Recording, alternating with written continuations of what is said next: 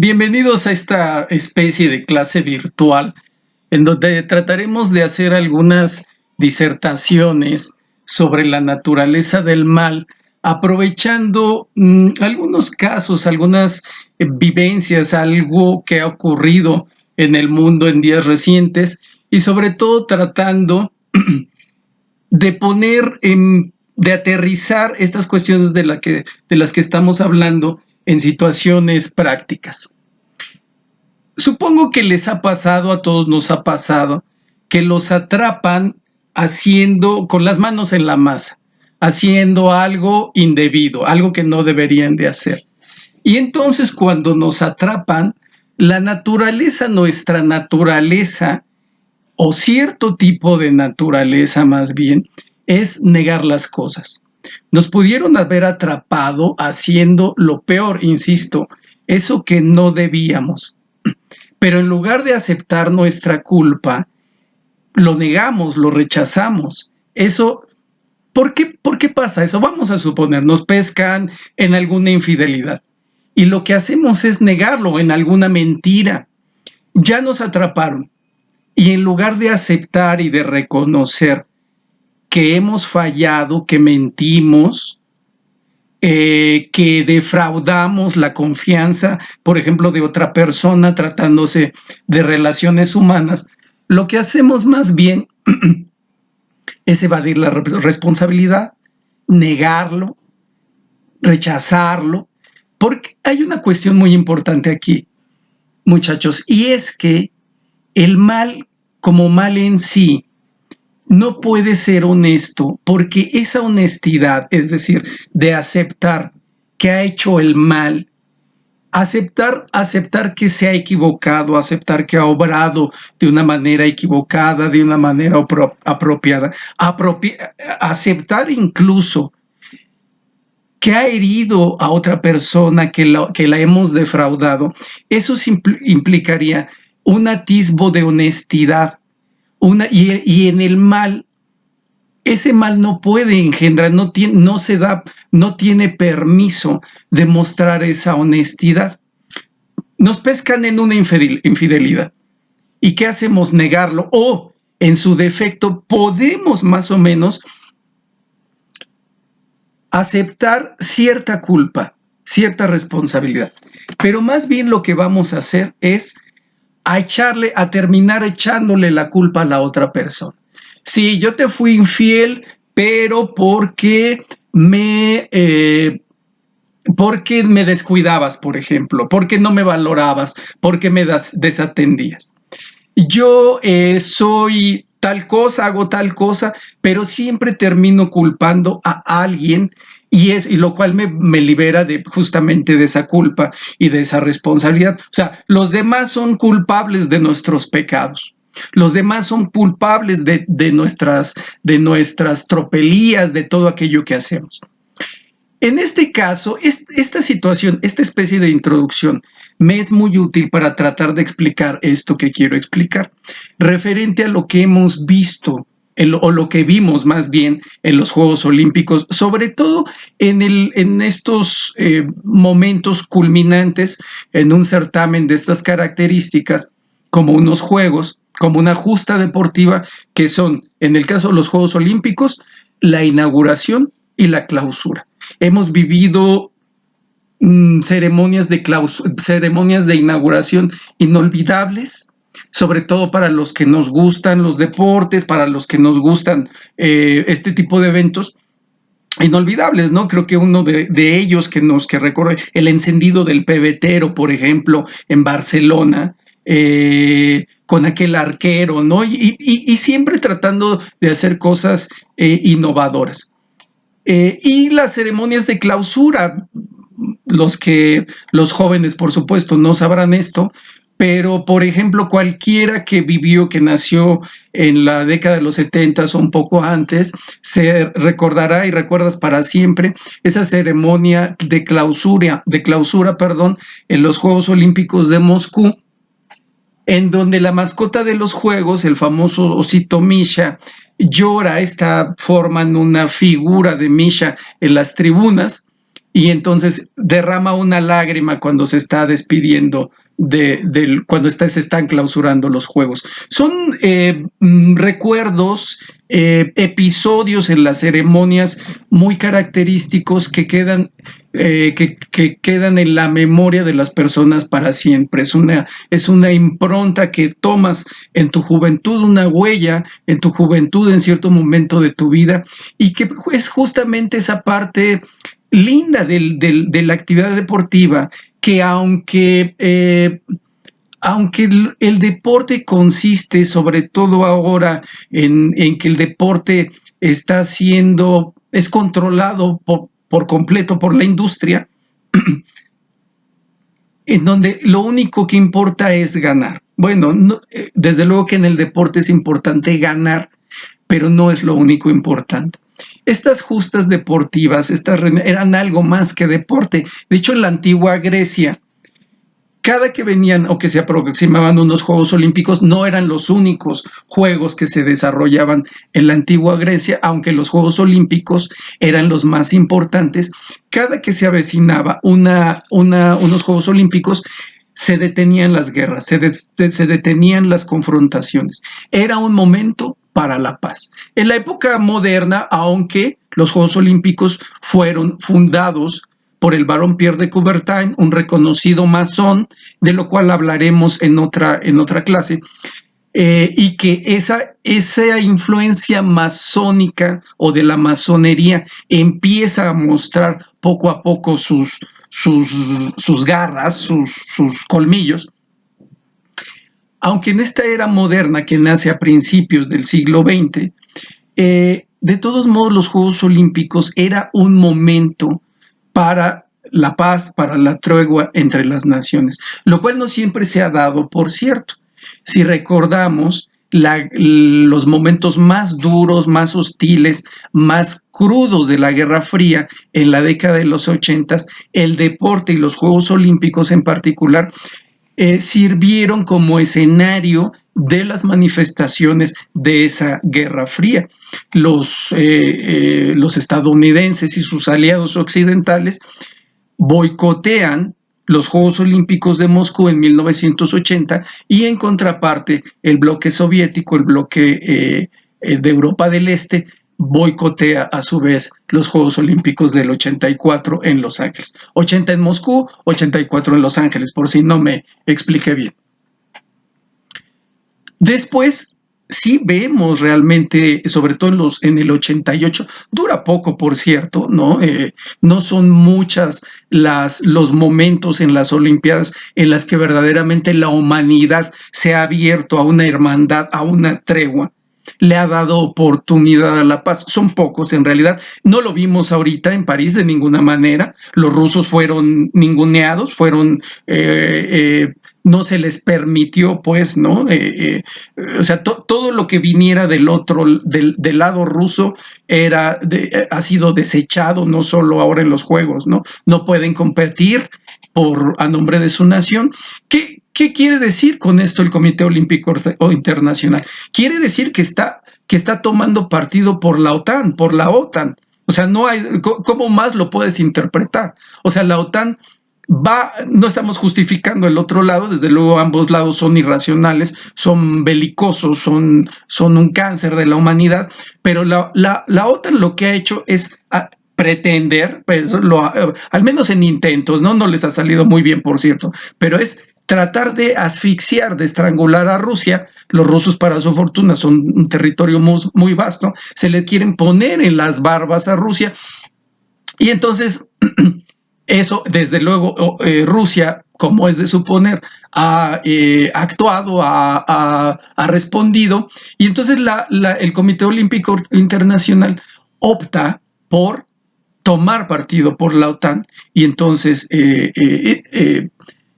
digamos que prohíbe de alguna manera, es que así es, prohíbe la participación de una delegación deportiva rusa, tal cual. Entonces, hoy en día no podemos decir que los Juegos Olímpicos son lo que eran en algunos momentos en la antigua Grecia, un momento para la paz. ¿Qué vimos en esos, hablaba de estos momentos, por ejemplo, en la ceremonia inaugural? Volviendo al tema de la naturaleza del mal. Bueno, en la ceremonia inaugural vemos claras connotaciones a lo que viene siendo en la tradición católica la Eucaristía. Es decir, algo que vemos mucho en el Evangelio, lo vemos en varios pasajes en los Evangelios, en el Nuevo Testamento, pero que es muy claro en el Evangelio de San Juan, en donde Cristo va anunciando poco a poco a sus discípulos este ritual que vemos en las misas católicas. Dice, el que coma de mi sangre, el que coma de mi carne, el que coma de mi cuerpo, es aquel que cree en mí. De eso se trata la Eucaristía. Las misas católicas van enfocadas a la ceremonia eucarística. Hay lectura de la Biblia, lectura de la palabra, hay adoración, hay oración, hay cantos, hay tal, pero el punto culminante es la Eucaristía, ese momento, lo que se llama comúnmente como comulgar. Y entonces, la ceremonia inaugural que toca esos elementos a través, por supuesto, del cuadro de la Última Cena de Leonardo, que se dice inmediatamente, ¿no? Ahí es cuando podemos observar el mal, porque el mal nunca va a reconocer su maldad. Y entonces te dicen, no, pero es que esto es griego. Por supuesto que es griego. Claro que es griego, es parte de tu parodia, es parte de tu mofa. O sea, por supuesto que tú vas a incluir ahí incluso a la Barbie, o vas a incluir podrían haber puesto a Barbie y a Ken juntos, o podrían haber puesto a quien ustedes algún perrito, ¿no? Al perrito Chems. Cualquier cosa con tal de parodiar ese momento importante en el cristianismo, no solo en la tradición católica. Entonces, pero ¿de qué se trata aquí? De no reconocer las culpas. El maligno, hablando de este ente maligno que lo vemos infestado en todos lados. O sea, si ustedes voltean a una serie de televisión, ahí lo ven, ahí aparece. Si ustedes van a un podcast, tratan de ver un podcast, ahí está. El podcast se refiere al demonio. Una película, una serie, la ropa, todo, absolutamente todo en esta sociedad tiene que ver con el diablo, con el demonio.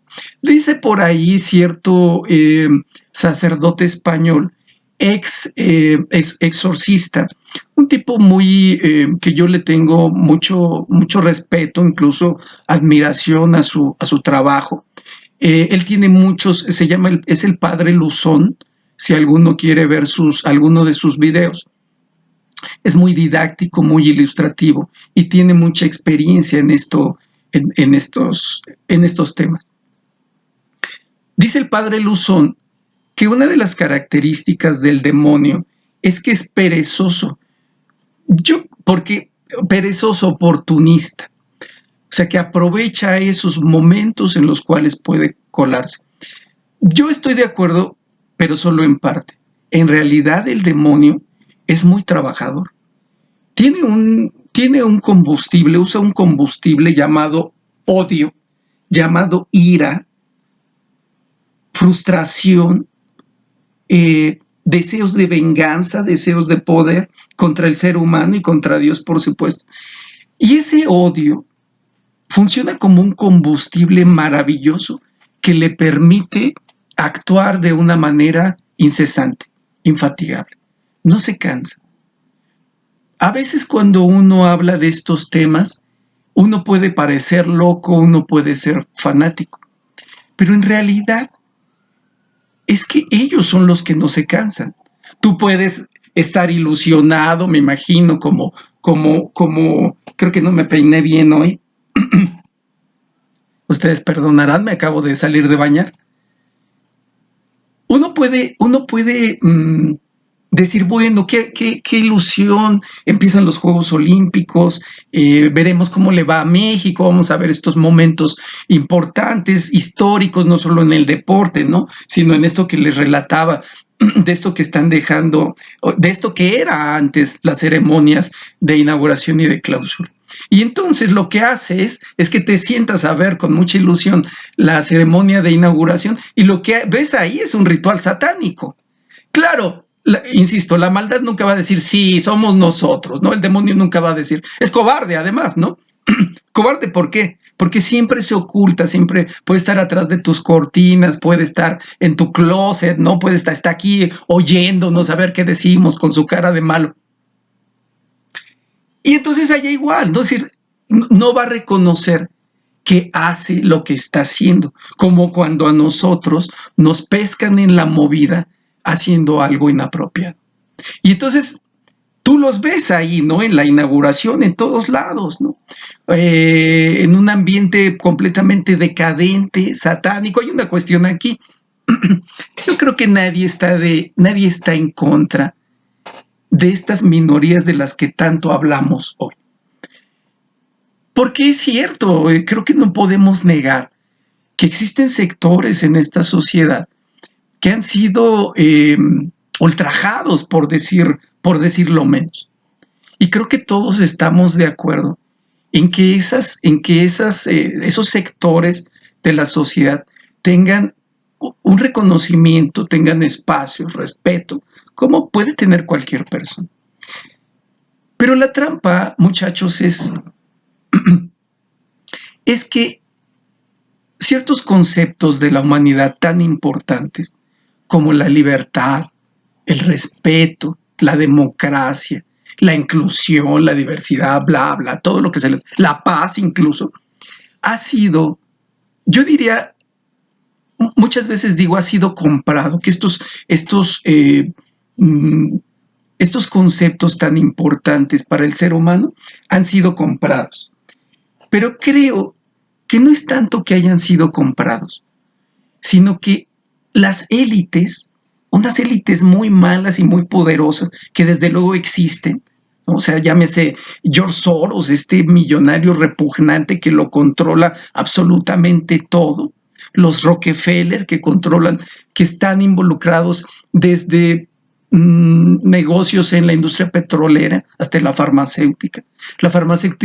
La industria farmacéutica, muchachos, es muy importante en toda esta discusión, porque la industria farmacéutica y por supuesto todo lo que hay detrás, es decir, las investigaciones, la actividad científica entre comillas, está actuando para crear, así básicamente se los digo, para inventar trastornos mentales y a partir de ahí inventar enfermos mentales.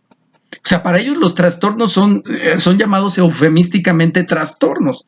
O sea, en teoría no son enfermedades, pero enfermedades tal cual, así las tratan. O sea, tú puedes tener un trastorno y no te toman como enfermo, pero en los hechos lo eres. O sea, de una manera práctica lo eres cuando te diagnostican con algún trastorno. La industria farmacéutica tiene un poder inmenso, inmenso. O sea, difícilmente pueden encontrar una industria hoy en día en esta sociedad, una industria legal, o sea, no hablemos de tráfico de personas, de actividades ilícitas, pues. Las industrias legalizadas, una de las más poderosas es la farmacéutica. Vender medicinas es un tremendo negocio. Crear una dependencia hacia los medicamentos es otro negocio tremendo. Pero además, muchachos, no solo es una cuestión de dinero, también es una cuestión de control. ¿Control de qué? Control del ser humano. Esa persona que tiene tantísimo dinero adquiere un poder tremendo, fenomenal, fastuoso, enorme.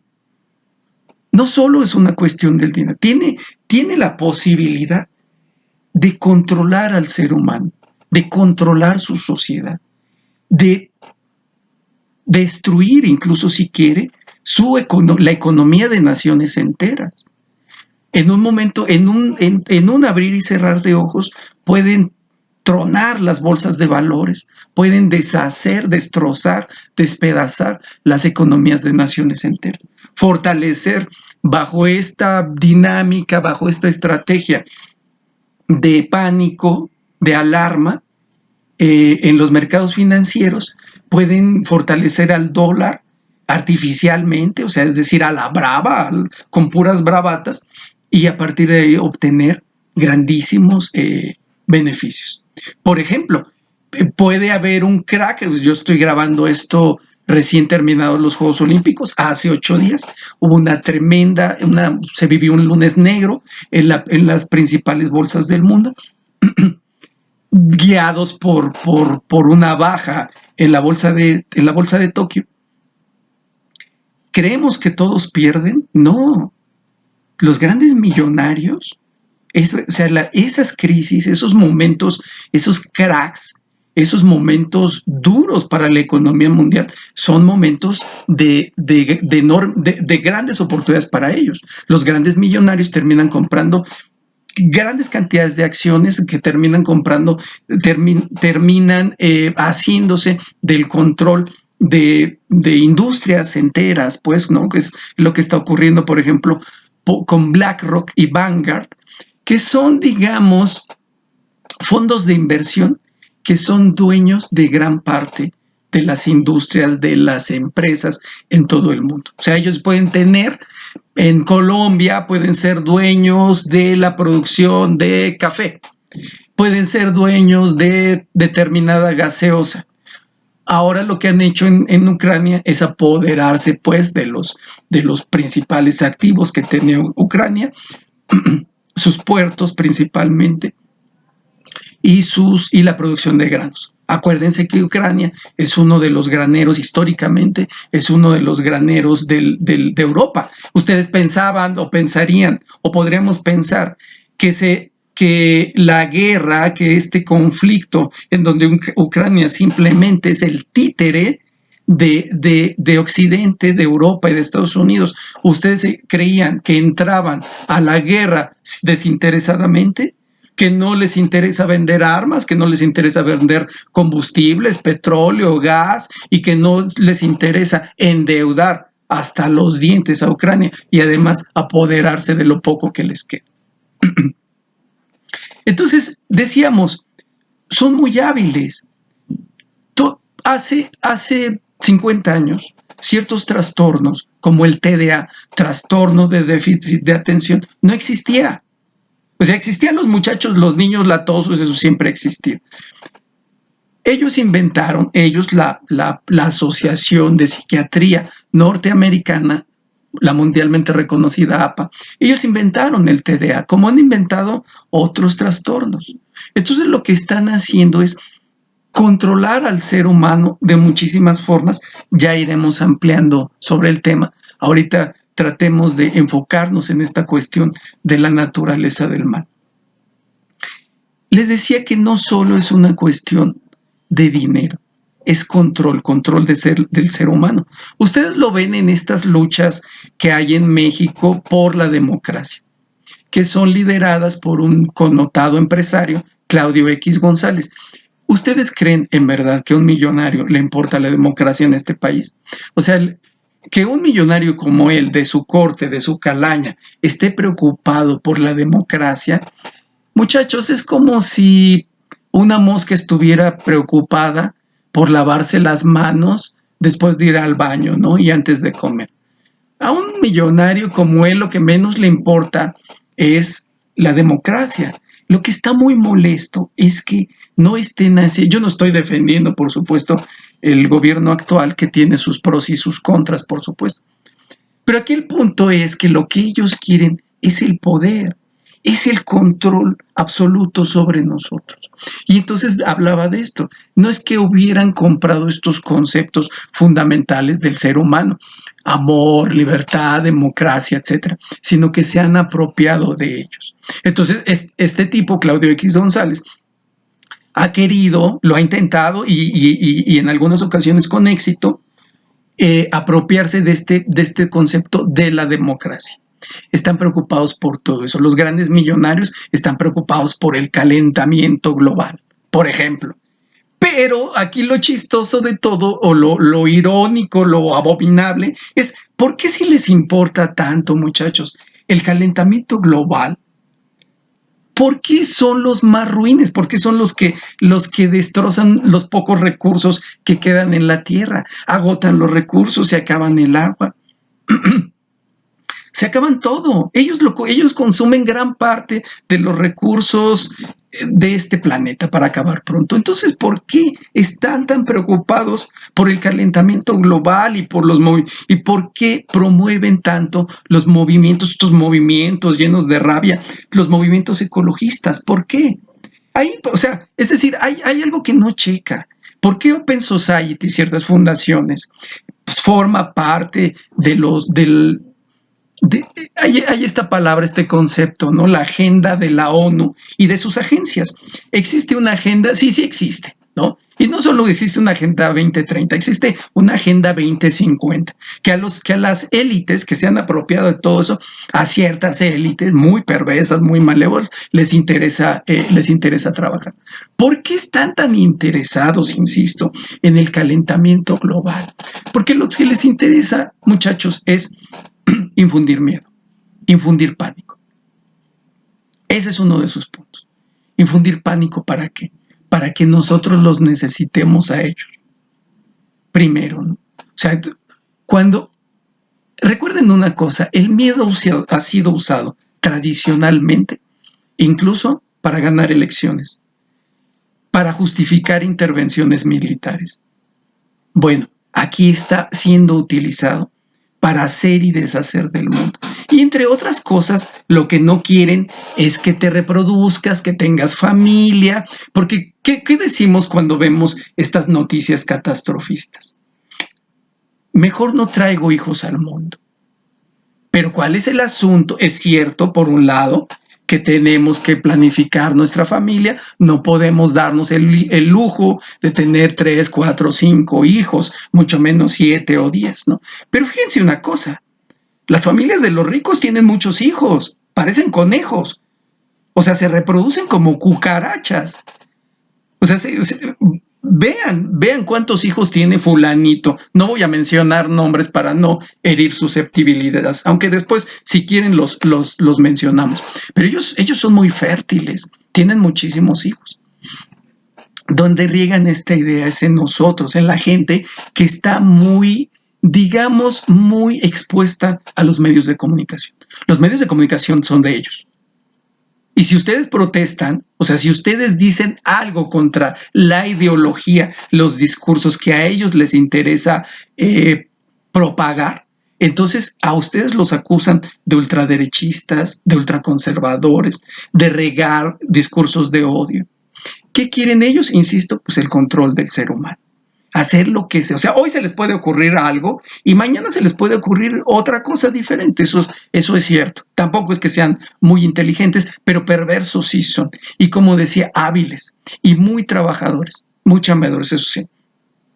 Tú te puedes sentar con tu pedazo de pizza, con tus tacos, a ver la ceremonia de los Juegos Olímpicos y resulta que ves un ritual satánico. Y dices, bueno, a lo mejor después de todo lo que pasó con esta boxeadora que pusieron, pues, cacho boxeadora, que pusieron a pelear contra mujeres, 100% mujeres reales, tú dices, bueno, pues van a llegar con la guardia más baja, ¿no? A la ceremonia de clausura. Y no, te vuelven a recetar otro ritual satánico.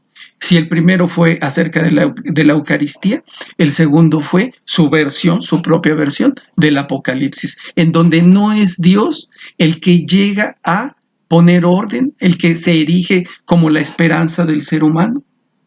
No es la Virgen María, ese símbolo de esperanza y de amor, sino son esos hombrecillos satánicos y muy perturbadores, ¿no? Este hombrecillo dorado, ¿qué rayos es eso, no? Decían por ahí, cacho en broma, ¿no? Parece ser uno de esos que salió de la contaminación del río Sena, ¿no?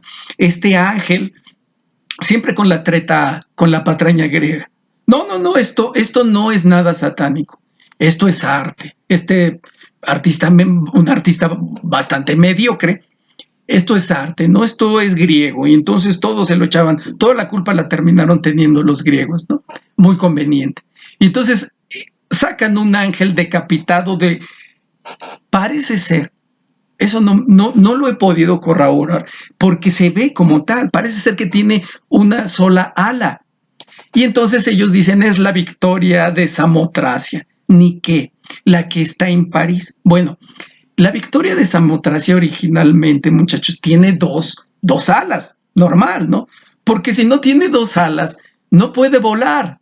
Y por supuesto tiene cabeza, ¿no? O sea, recuerden mucho esta analogía de lo divino respecto a la semejanza entre Dios y lo divino y nosotros. Somos hechos a imagen y semejanza de Él.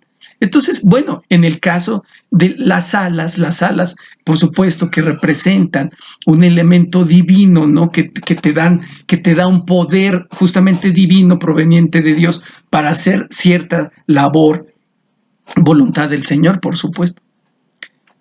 Pero el problema con estos tipos es que sus engendros que están por ahí parece más bien no parece la diosa, no parece la diosa de la victoria alada Nike, que originalmente tenía cabeza, solo que llega a los museos parisinos, al Louvre, llevada por el poderoso Napoleón, pues ya llega en pedacitos, no tiene que ser armada, porque el paso del tiempo, por supuesto que la había castigado, ¿no? Recuerden otra cosa, ¿no? Son las potencias del momento las que se adueñan del arte del mundo, ¿no?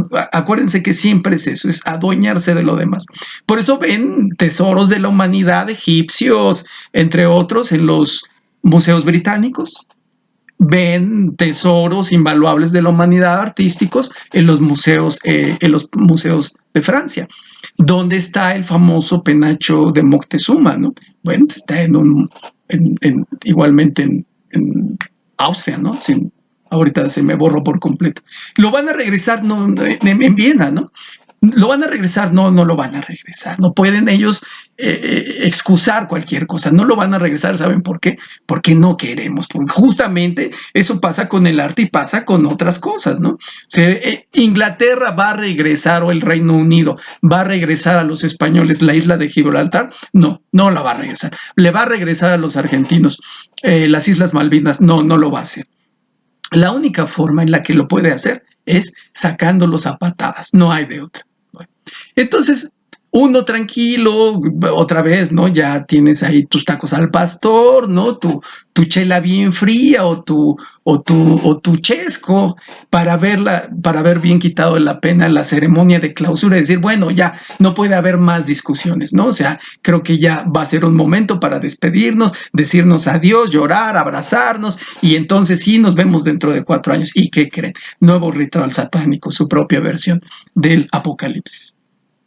Solo basta leer con atención. Aquí recuerden una cosa, muchachos. Es muy importante esa lectura de los evangelios. Aquí yo diría, es fundamental el Apocalipsis, es muy importante el evangelio de San Mateo, de Lucas y de Juan. Juan es muy importante para entender por qué la importancia de la Eucaristía.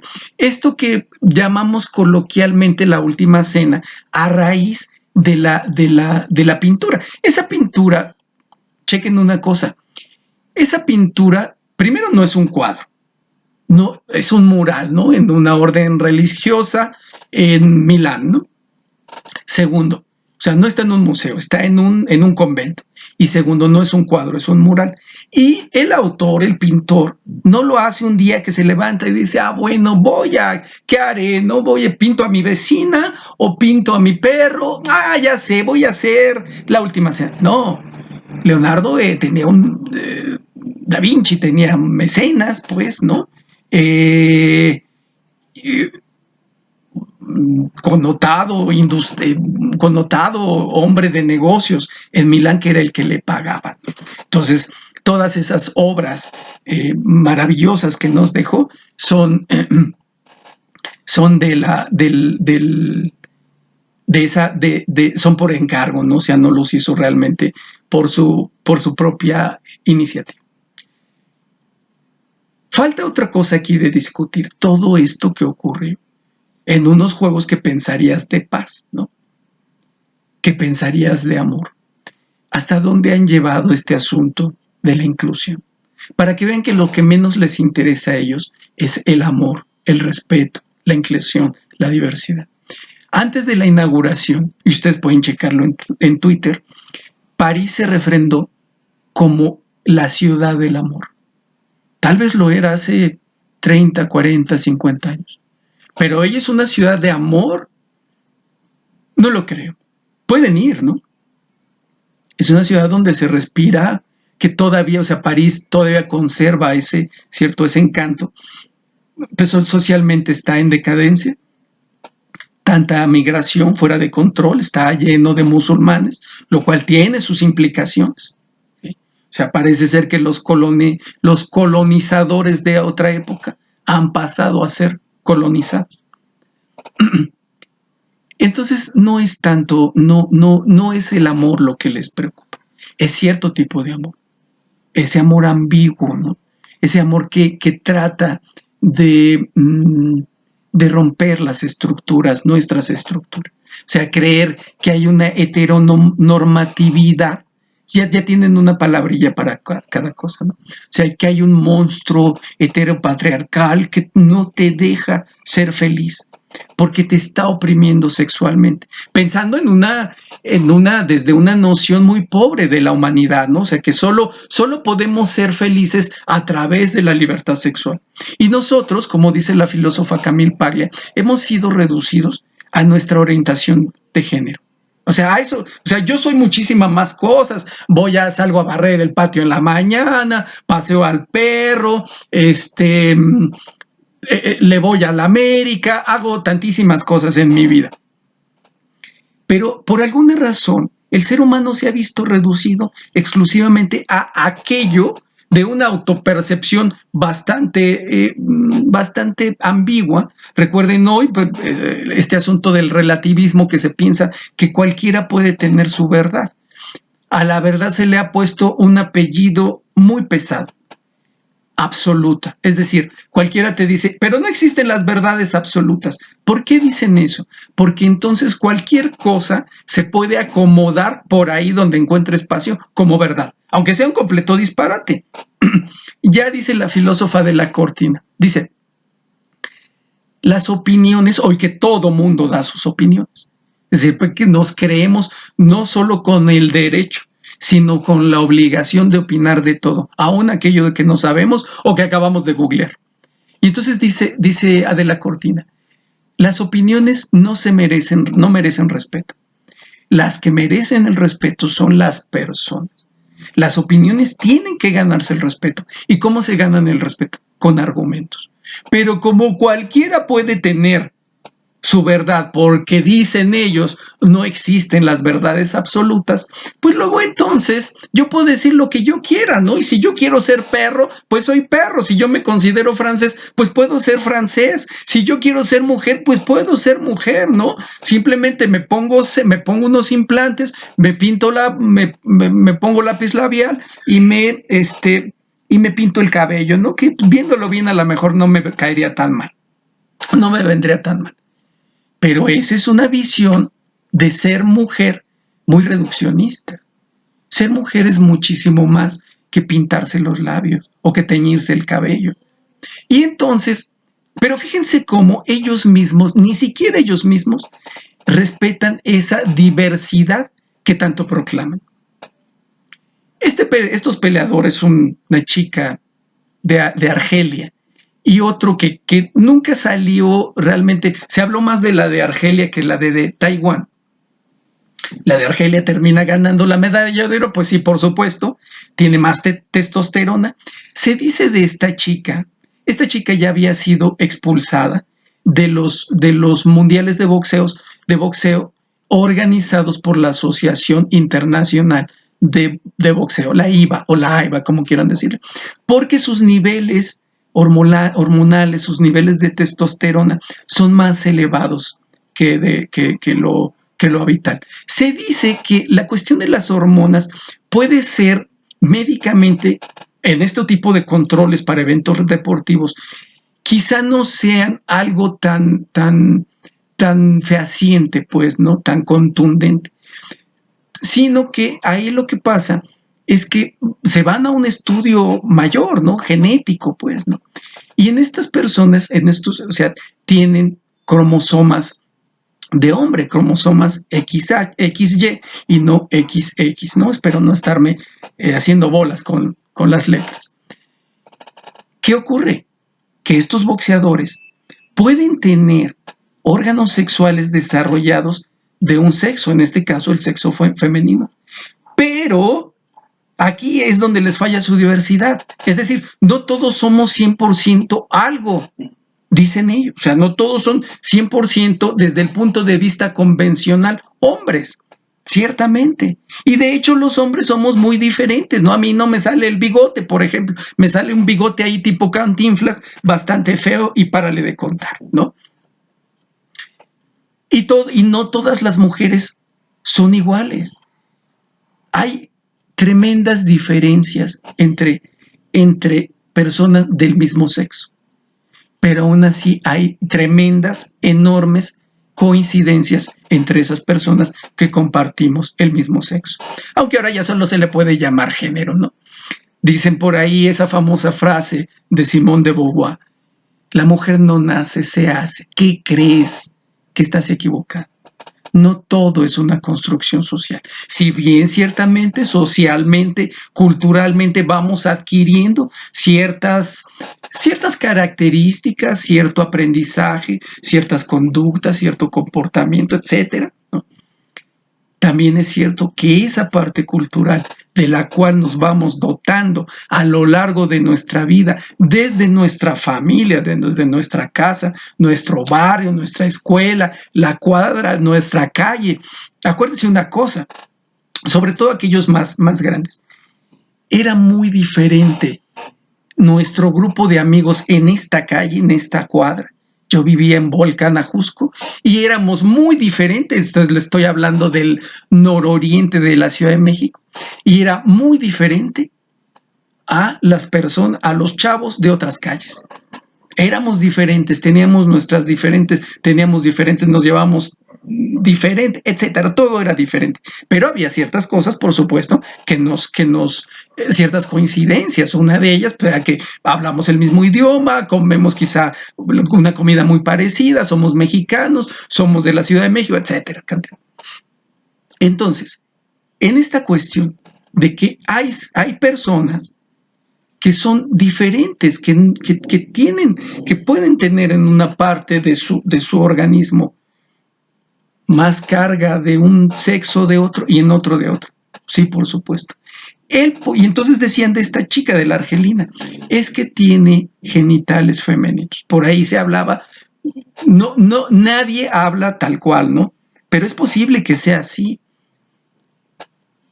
Tiene vulva, decían. Es muy posible que sea así. El problema es que sus cromosomas y sus niveles de testosterona son definitivos en un deporte como el boxeo, porque le permiten algo fundamental: golpear más fuerte. No habrá ninguna chica que pueda golpear con la fuerza de esta persona. Ninguna. Y eso en un deporte como el boxeo, ahora que todos nos hicimos expertos en arte antiguo, en los Juegos Olímpicos, todos fuimos expertos en arte, en teología, en genética, pero se les olvidó un pequeño detalle: hacerse expertos en boxeo. En boxeo, muchachos, es fundamental algo. En boxeo es fundamental la base del boxeo, el principio del boxeo es la igualdad entre sus oponentes, la igualdad entre los contrincantes. Por una cosa, porque en el boxeo subes a arriesgar la vida. Quien ha presenciado, no por la tele, quien ha presenciado una pelea de box en las primeras filas, en esto que se llama ringside, sabe de lo que se trata. Los peleadores suben ahí a arriesgar la vida. Pasan los golpes zumbando como si fueran balazos. Yo he visto chicos caer de un golpe tremendo, sobre todo en ciertos pesos. Los pesos livianos, por supuesto, no son tan violentos, que lo son, pues, pero no son tanto ya como los pesos medios, ¿no? El peso en el que el mexicano Marco Verde cayó, que ganó una medalla de plata en estos Juegos, que todos nos emocionamos, a todos los que nos gusta el deporte, muy buena actuación de este boxeador. Quien ha estado ahí, ese nivel de golpeo es durísimo. Por eso ven que los boxeadores son gente muy humilde. ¿Qué quiero decir con gente muy humilde? Gente muy pobre, que encuentra a través del boxeo una forma de ganarse la vida, una forma de tener una oportunidad en la vida. Por eso no van a ver a niños ricos, a niños millonarios, excepto como por ahí me dice un amigo, excepto Jorge Kawashi, no van a ver a niños ricos en el boxeo. ¿Por qué? Pues porque suben a exponer la vida. Entonces aquí ese es el punto fundamental. ¿Cuál es el punto fundamental? Porque además de todo hay una cuestión muy importante. La testosterona no solo te ayuda a golpear más fuerte, te quita el miedo, te da mayor rapidez, pero por lo menos dejémoslo en el miedo. En un ring eso es fundamental. El hombre tiene esa condición genética de a veces no pensar en las consecuencias. El hombre el varón, estoy hablando como cazador, no podía tener miedo ante la muerte, porque eso implicaba que tu tribu, que tu comunidad o tu misma familia comiera o no comiera. La mujer es más inteligente, más mesurada. Esa es nuestra naturaleza. Entonces, tener miedo, unas fracciones de miedo, tenerlo o no tenerlo, es fundamental en un ring. Y puede ser fatal. Afortunadamente no. Bueno, hay imágenes de cómo este chica, Gelif, argelino, le puso una tunda tremenda a una mexicana no recuerdo si en el 2023, ¿no? Una carnicería tremenda. De hecho, si ustedes lo ven, sí, se mueve en el ring como hombre, golpea como hombre y tiene la fuerza de un hombre, ¿no? O sea, sí, para fines prácticos en el boxeo, no es mujer. O sea, para pelear ante una mujer, dado los riesgos, tienes que cumplir con ciertas características. Es que tiene vulva, sí, pero es que ¿saben qué? No pega con la vulva, eso sería genial. No pega con la vulva, pega con los puños. Hay otros deportes en los cuales esto ya se ha visto, pues, ¿no? Hay una famosa nadadora, si no me equivoco, Lea Thomas, pues que gana todas sus competencias porque pues, simplemente tiene más fuerza. Y en el voleibol universitario en los Estados Unidos se dio, muchachos, un caso muy dramático. En el voleibol femenino, en el voleibol de sala, un chico trans, aunque hoy por ley son mujeres, que no lo son, es un trans, dejémoslo en eso. Golpeó la red, remató en la red con tanta fuerza que a la chica le pegó el balón en la cara y la dejó minusválida, la dejó paralítica. Es muy riesgoso, es muy peligroso que este tipo de personas, que un trans, o en la inmensa variabilidad de que si es intergénero, que si es esto, que justamente por eso crean tantas cosas, para crear confusión. Lo que están haciendo este relativismo es crear confusión, no saber quiénes somos, no saber qué somos, no saber qué es lo que queremos, no saber hacia dónde vamos. Ese es uno de sus objetivos. O sea, es decir, sembrar la confusión. El ritual satánico parodiando la Eucaristía, no. Es una obra teatral, artística, con reminiscencias griegas. Ok. Ahora, en este nuevo ritual satánico, apocalíptico, no, cuidado, no, es griego, ¿no? O sea, los griegos se prestaron fueron el pretexto fantástico además, no, ojo con una cosa, muchachos, o sea, no es el artista, ¿no? Entre comillas, no es el artista bastante mediocre, es el que puso los numeritos estos. El Comité Olímpico Francés, el Comité Olímpico Internacional, sabían de todo esto. Ellos lo aprobaron, ellos lo promovieron. ¿Quiénes creen que patrocinan a los Juegos Olímpicos, ¿no? Al Comité Olímpico Internacional? Ahí está disponible esa información para todos. Son esas empresas justamente que riegan, que propagan toda esta agenda. Entonces, ¿cómo termina el mundo después de esto? El escenario es apocalíptico porque evidentemente tienen mucho poder. No quitan el dedo del renglón. Son muy poderosos. Detentan los medios de comunicación, las agencias supuestamente humanitarias. Son dueños de la ONU. La ONU está llena de masones. No lo digo yo, lo dicen gente experta en el tema.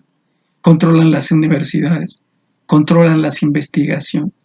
Todo va, los programas de estudio, las investigaciones, van en el sentido, en la tesitura que ellos quieren y que ellos propagan.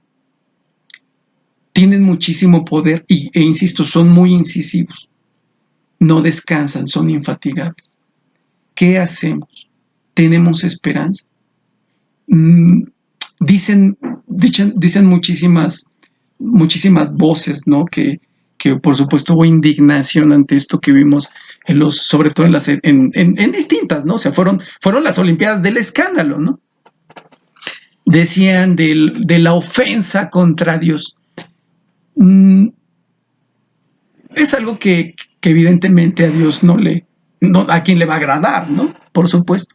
Pero tampoco es que lo tomara por sorpresa, ¿no? Pues yo creo que él ya sabía, ¿no? O sea, yo creo que él los vio en sus ensayos, ¿no? O sea, para él no fue una sorpresa.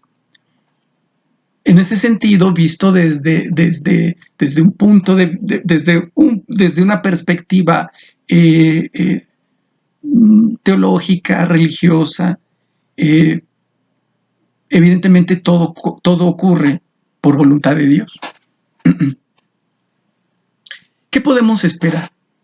Es posible, porque se está viendo, la decadencia de grandes ciudades como París, como Londres, como Nueva York, como Los Ángeles. Hay ciertas revelaciones al respecto, ¿no? Que hablan de la caída de naciones enteras. No lo dudo, pero yo soy más de la idea que lo que va a caer, o sea, acuérdense una cosa, cuando hay ciertos elementos muy particulares que te señalan la decadencia de una civilización. Es el despilfarro. Los Juegos Olímpicos son el monumento al despilfarro. Entre tantos gastos que se tienen que hacer, se han quebrado economías enteras, o al menos ha sido uno de los factores de la quiebra, por ejemplo, de la economía griega en el 2004, después del 2004.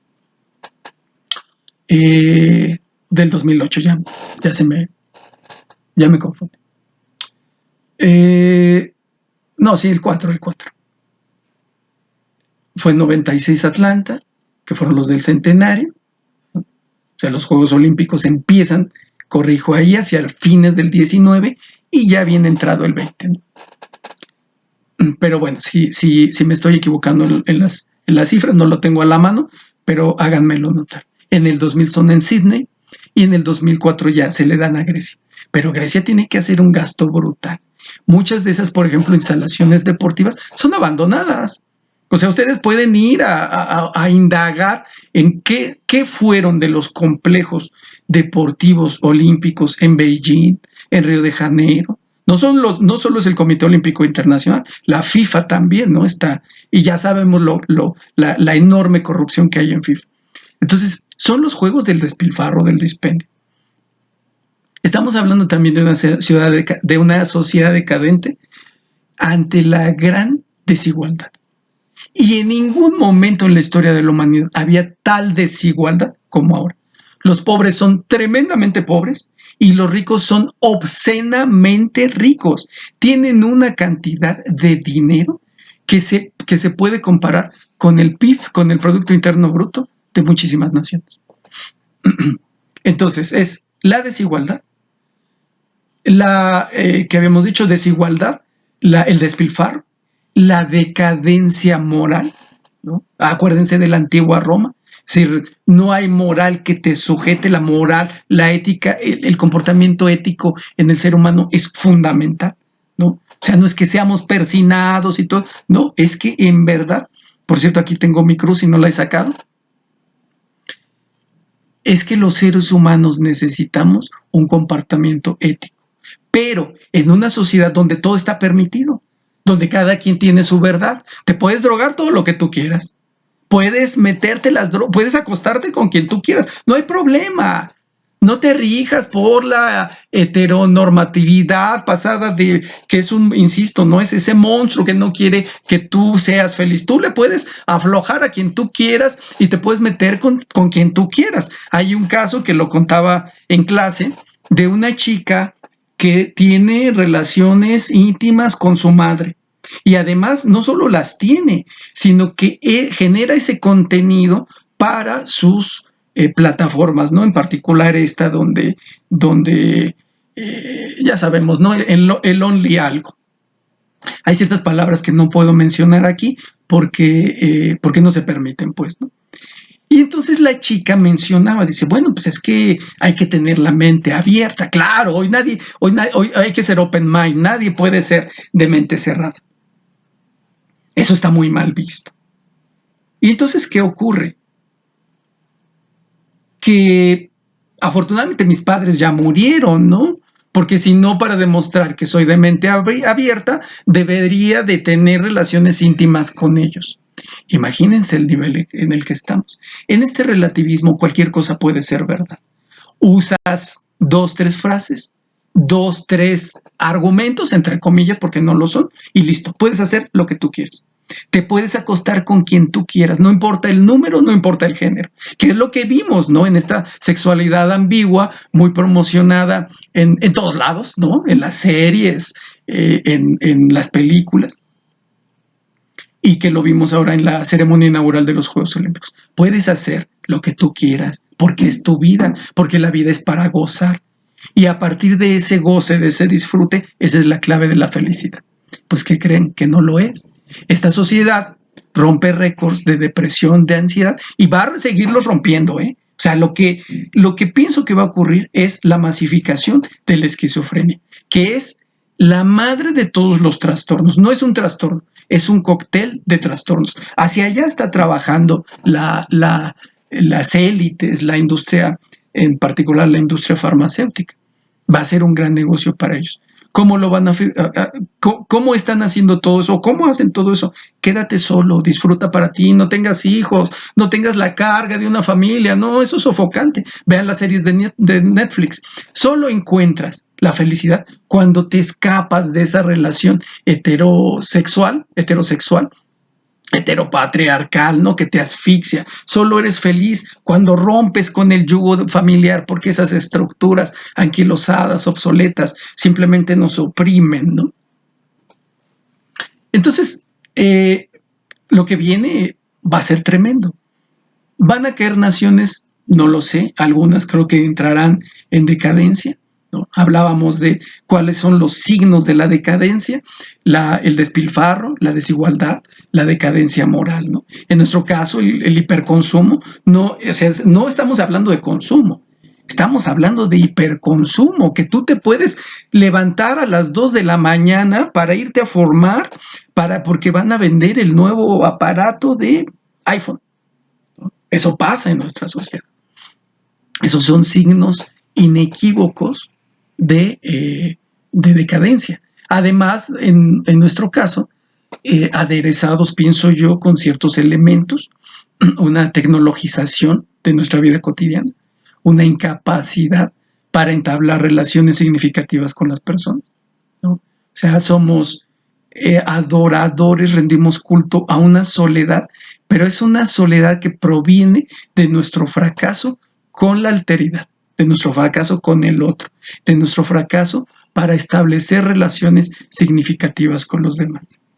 Somos amigos 3 semanas, ¿no? Ya después, o un semestre, y ya después nos olvidamos de eso.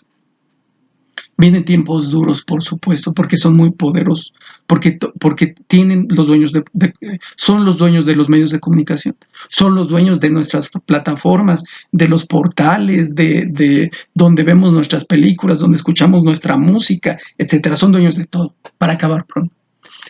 Pero creo que hay una luz al final del túnel, y ya con esto termino. Y esa luz al final del túnel, muchachos, es que aunque son muy poderosos, aunque, insisto, son dueños de prácticamente todo, incluyendo de las ideas, incluyendo los conceptos de las universidades.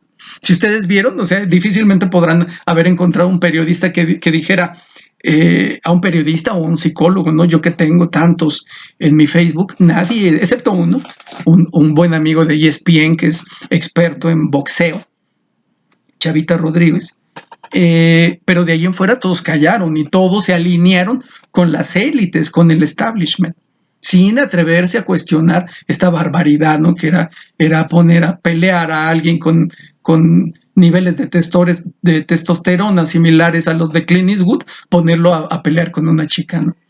Y entonces hay algo que para mí es esperanzado. Lo que vi es que antes te avasallaban, te pueden encarcelar, te pueden llevar a prisión, porque para ello son discursos de odio. Recuerden la autora, los comentarios de la autora de la saga esta de Harry Potter, J.K. Rowling, algo así, si no soy experto, mi hija es la experta en Harry Potter. Y entonces ella decía, bueno, es que un trans, pues lo siento, no es una mujer. Y entonces eso en Escocia, su país, se toma como discurso de odio. Porque esta gente además, muchachos, domina los parlamentos, domina los gobiernos. O sea, estos gobiernos progre, ¿no? O sea, como el de Justin Trudeau en Canadá, como el de Biden en Estados Unidos, ¿no? Parece ser que Trump va a ser la salvación de los Estados Unidos. Y como estos el que viene en México va a ser muy duro con Sheinbaum, va a ser muy particular, ¿no? Pero que lo vemos, ¿no? O sea, es decir, es la agenda en todos los estados a nivel local. Te avasallan, son dueños de todos, ¿no? Son dueños de los jueces, de los poderes legislativo, judicial, etcétera, ¿no? Alguien puede ser, un chico puede ser llevado a prisión simplemente sin ninguna prueba, ¿no? Simplemente por una acusación, lo cual va en contra de los principios del derecho. Aunque avasallan, aunque están llenos de odio, aunque su misión es destruir a la humanidad, aunque odian al ser humano, no se crean esto de que les importa el amor y la libertad y la democracia, lo que quieren es el control del ser humano, someterlo, humillarlo, alejarlo de Dios. Dios no existe, ¿no? Pero ¿qué tal existe el demonio? ¿No? Eso sí, se rinde, vivimos en una cultura abiertamente satánica. Aunque existe eso, aunque corremos el riesgo de ir a prisión por hacer este tipo de videos, vi algo que me llenó de esperanza. Y es que, sobre todo en los jóvenes, en otro tipo de jóvenes, cortados con otra tijera, vi protesta, vi derecho a disentir, vi incluso reclamos. Que eso donde más lo vi fue en YouTube. Ustedes pueden buscar una y otro testimonio con argumentos muy interesantes, muy sólidos, ¿no? Todos estos famosos youtubers, esta gente que tiene sus canales muy bien hechos, que tienen una escenografía, no como la mía, ¿no? Que ahí están arriba los ositos de peluche que hacen trabajos muy interesantes, conocen el tema, no son, desde luego, hay cosas que podemos cuestionar, por supuesto, pero que se toman el tiempo de prepararse, no solo de crear un set, de crear una producción y demás, sino que no son ignorantes del tema y sobre todo tienen el valor de cuestionar y de disentir, que eso no lo vemos en la gran mayoría de la sociedad, ¿no? Eso es lo que me dio esa luz de esperanza. Que vimos el ritual satánico de París y aunque todo el mundo decía, no, aunque el establishment dice, las élites, los medios de no sean incultos, eso no es la última cena, eso es Grecia. Sí, ajá, ¿no? Y la obscureté y todo eso en tinieblas, igual que como hicieron su muy abominable, ¿no? Espeluznante ceremonia ritual de clausura. Y estos muchachos se están permitiendo disentir, son muchos. Pienso que no somos la mayoría, bueno, yo no me incluyo en los muchachos porque yo ya estoy más viejo, pero creo que ya hay otra parte de protesta que no se ve avasallada. O sea, una sociedad que no se está dejando intimidar. Una sociedad que se está permitiendo estar en desacuerdo, criticar, alzar la mano, alzar la voz. Creo, y ahora sí ya con esto termino, que cometieron un error. En un libro que estoy preparando estoy diciendo que actualmente es muy fácil demostrar la existencia de Dios y la existencia del demonio, de su contraparte, de su némesis, porque el demonio, Satanás, se está pasando de la raya. Está mostrando mucho músculo. Está ensoberbecido. Entonces ahí es muy fácil discernir sobre su existencia. Y fue lo que hicieron en los Juegos Olímpicos. Se les pasó la mano. Y entonces ese abuso, esa soberbia, ¿no? Esa vanidad, ese mostrar demasiado músculo, hizo que salgan de estos Juegos Olímpicos raspados, así, completamente raspados. No van a ser derrotados pronto. Siguen siendo un rival. La maldad siempre es, además la maldad se renueva y todo. Esa también es parte de su naturaleza. Es decir, no es que ya perdí, no es que nadie me creyó, ahí nos vemos y voy a ser bueno. No, al menos en este contexto en el que estamos hablando. O sea, el demonio no se redime, el demonio no se arrepiente, el demonio no reconoce sus faltas. Y entonces, pero salió raspado. Eso es lo que nos puede dar esperanza. En todos estos grupos que los vimos, yo los veo más claros en YouTube, muchísimo más claros. Tal vez ustedes los vean en otros lados, ¿no? En un aula universitaria hoy es imposible disentir, pero ellos sí se están permitiendo, y además son seguidos por muchísimas personas, ¿no? Que no se creen su patraña satánica. Entonces eso da esperanza, ¿no? La élite, con estos todo su deseo de control y destrucción del ser humano, esta élite abominable y satánica, salió bastante raspada de los Juegos Olímpicos y eso nos puede dar una gran esperanza. Bueno, esto es lo que les quería decir acerca en esta clase, acerca de la naturaleza del mal. Muchísimas gracias, nos vemos la próxima y agradezco sus comentarios. Adiós.